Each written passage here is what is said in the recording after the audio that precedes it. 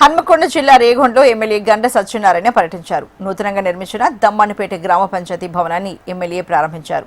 పోచంపల్లి, మడతపల్లి, పొనగండ్ల, గూడెపల్లి, పెద్దంపల్లి, రావులపల్లి తదితర గ్రామాల్లో నిర్మాణం పూర్తయిన సీసీ రోడ్లను ఎమ్మెల్యే ప్రారంభించారు.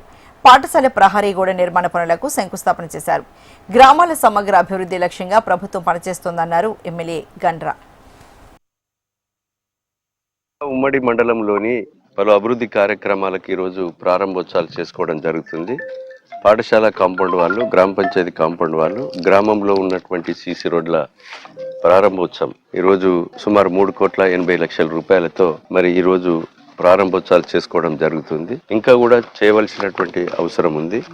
ఆ పనులన్నీ కూడా రాబోయేటువంటి రోజుల్లో గ్రామానికి సంబంధించినటువంటి మౌలిక సదుపాయాలు, లింక్ రోడ్లు, పొలాల పోయే దారులు, ఇవన్నీ కూడా చాలా రోజుల నుంచి, సంవత్సరాల నుంచి మరి చాలా మరుగున పడి రైతుల కొరకు, దున్నుకునే కొరకు పశువులకు కానీ ఎడ్ల బండ్లు, ట్రాక్టర్లు వీటన్నిటి కూడా మాకు ఇబ్బంది అవుతుంది అనేది చాలా గ్రామాల్లో చెప్తున్నారు. గత 40-50 సంవత్సరాల నుంచి కూడా మాకెవరు తట్టెడు మట్టిపోయలేదు పొలాలకు దారులు అనేది చెప్తున్నారు. వాటన్నిటి కూడా సుమారు 10 కోట్ల రూపాయలని మనం తీసుకొచ్చాం.